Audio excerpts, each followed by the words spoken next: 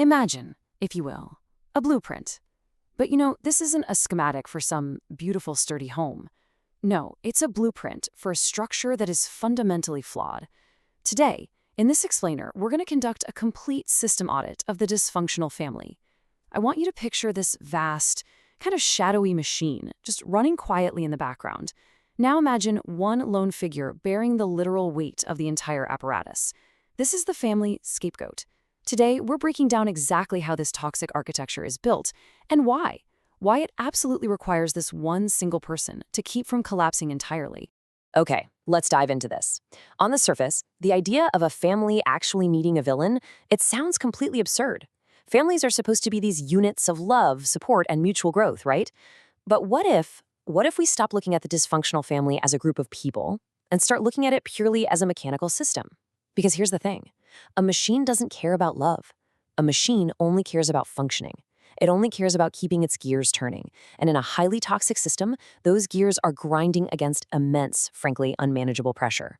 So, to relieve that pressure, the machine requires a very specific, dedicated component.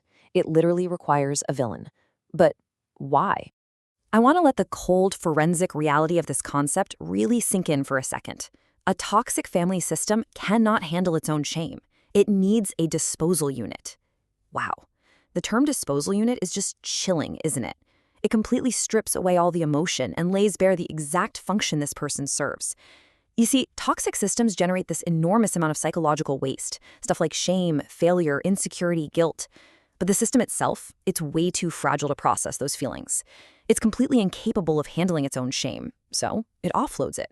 It requires a designated place to just dump all that toxic waste so that the rest of the machine can pretend it's completely clean. All right, let's move into Section 1, the architecture of blame and the disposal unit. Think of this toxic family as a structurally compromised building. To stay standing, it relies on this deeply twisted engineering principle called the homeostasis of dysfunction. Now, in biology or mechanics, homeostasis just means balance. Systems crave balance at absolutely any cost. And a toxic family is deeply, deeply unbalanced by its own systemic flaws. So the crucial point is, instead of fixing the broken foundation, instead of actually doing the hard work of accountability, the system achieves this artificial balance by permanently offloading all of its flaws onto one single individual. As long as the system can point at the scapegoat and say, look, they are the problem, the system itself gets to feel perfectly fine. The dysfunction essentially becomes the new, balanced normal. And this concept completely shatters everything we usually assume about family dynamics. From the outside, and honestly, even to the scapegoat themselves, the assumption is always that this person was chosen because they're weak, or flawed, or somehow broken. But the system reality? It's the exact opposite. No way are they weak. The real truth of the architecture is that the scapegoat isn't weak at all. In fact, they are chosen because they are the most perceptive, empathetic, and resilient person in the room. I mean, they are quite literally the only component in the machine strong enough to carry the immense, crushing weight of the system's projected failures without immediately breaking. The system chose them for their strength, not their weakness. Which brings us to Section 2, the identity imprint glitch. Let's take a look at how this internalized glitch actually builds across a person's lifespan. It starts way back in childhood, where almost from birth, this individual is repeatedly, just relentlessly told that they are the problem. Because of this constant system abuse during development, the child's internal wiring literally glitches. It wires itself to anticipate and expect rejection at absolutely every turn. That becomes their baseline code. And by adulthood, this permanently alters their psychological state, manifesting as chronic hyper-vigilance. The brain just never stops scanning for threats because, well, the threat was always inside the house. I want to pause here for a second because this is absolutely vital. If you're listening to this explainer and you're recognizing yourself, please hear this. This hypervigilance, it is not a personal failure. Actually, scratch that, it's not a failure at all. It's a brilliant, high IQ survival trait. You became an absolute master at reading the room just to survive the next wave of offloaded shame. You learn to detect these microscopic shifts in tone, mood, body language. It's a truly brilliant adaptation.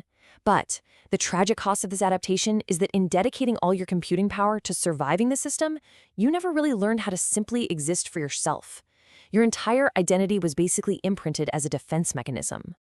And this brilliantly illustrates Section 3, the load-bearing wall. The scapegoat has been built into this blueprint as an indispensable load-bearing wall, They're not just a punching bag, they are structurally essential.